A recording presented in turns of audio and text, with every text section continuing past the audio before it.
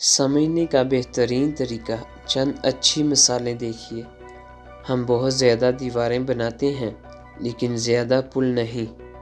اگر دوسرے لوگ میری طرح سخت سوچیں گے تو انہیں بھی میری طرح نتائج ملیں گے۔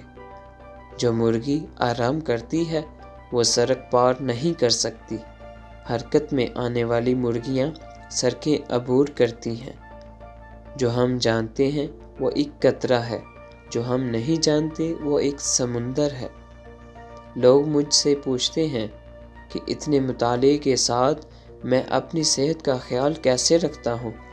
اس کا ایک ہی جواب ہے: نیند کی قدر۔ صدقہ سب سے بڑی نعمت ہے۔ یہ بہت سارے گناہوں کا احاطہ کرتا ہے۔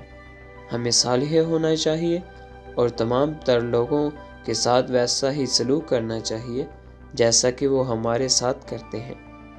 اگر میں دوسرے لوگوں سے توقع کرتا تو آج میں نے کچھ بھی نہ بنایا ہوتا۔ جب دو قومیں متحد ہوتی ہیں تو ان کی کارکردگی دگنی ہو جاتی ہے۔ ایک آدمی جھوٹی چیزوں کا تصور کر سکتا ہے لیکن وہ صرف ان چیزوں کو سمجھ سکتا ہے جو سچ ہیں، کیونکہ اگر چیزیں جھوٹی ہوں تو وہ سمجھ میں نہیں آتی۔ میرا سب سے بڑا دوست سچائی ہے۔ آپ کو قوانین بنانا ہوں گے، ان پر عمل نہیں کرنا۔ میں نے جب بھی کوئی قیمتی چیز دریافت کی ہے تو اس کی وجہ صرف اس چیز پر پوری توجہ کی وجہ سے ہوئی ہے۔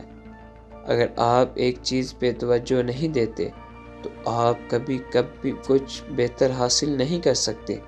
یہ میری کامیابی کا راز ہے۔